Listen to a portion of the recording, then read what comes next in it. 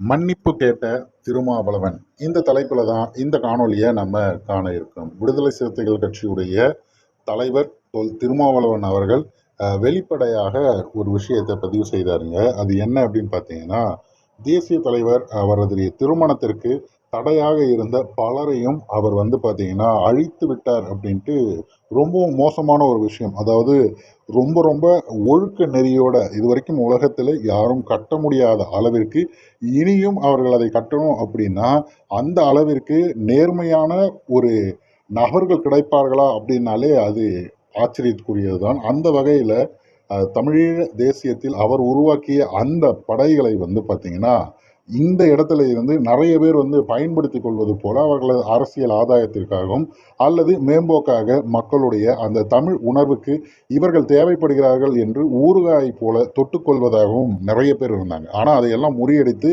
அண்ணன் சீமானவர்கள் முழுவதுமாக அரசியலே அவர்களுக்குத்தான் அப்படின்னு சொல்லி இறங்கி அவர்களின் தலைவர் அப்படின்னு ஒதுக்கப்படுவர் கிடையாது, அவர்தான் தமிழினத்துடைய தலைவர் அப்படின்னு எடுத்து ஒட்டுமொத்த உலகிற்கும் பறைசாற்றி ஒவ்வொரு வீடுகளிலும் தெருக்களிலும் இப்ப எங்க திருவிழாக்கள் நடந்தாலும் கூட குலதெய்வமாக வழிபடுற அளவிற்கு நமது தேசிய தலைவர் கொண்டாடப்படுகிறார். அந்த அளவிற்கு அனைவருக்கும் தெரியப்பட்டிருக்கு. அப்படிப்பட்ட நபர் மீது ஒரு வார்த்தை பிரயோகிக்கிறோம் அப்படின்னா அது எந்த அளவிற்கு பிரச்சனையை உண்டாக்கும் அப்படின்னு தெரிந்தும் அதை செய்கிறார் என்றால் அது என்ன மாதிரியான மனநிலை அப்படிங்கிறது தான் தெரியல.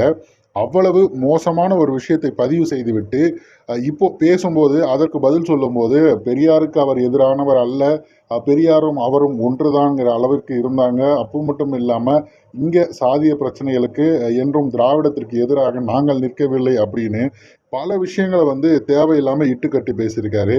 ஆனால் கடைசியை முடிக்கும் போது என்ன சொல்கிறாரு அப்படின்னு சொல்லி பார்த்தீங்கன்னா, ஒரு உரை பிழர்வு ஏற்பட்டதுக்காக நான் வருந்துகிறேன் அப்படிங்கிறாரு.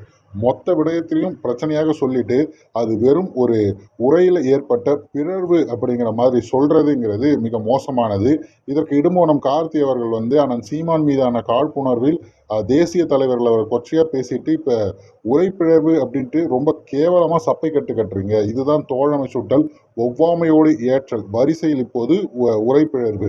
திரும்ப அண்ணன் ஏன் இப்படி ஆயிட்டீங்க அப்படின்ட்டு வருத்தத்தோடும் அதே நேரத்தில் நமது தலைவரை வேற யாருன்னா பேசுறாங்க அப்படின்னா நமக்கு பிரச்சனை இல்லை, அவங்க குணத்திலே அப்படித்தாங்கிற மாதிரிலாம் நம்ம விட்டு போகலாம்.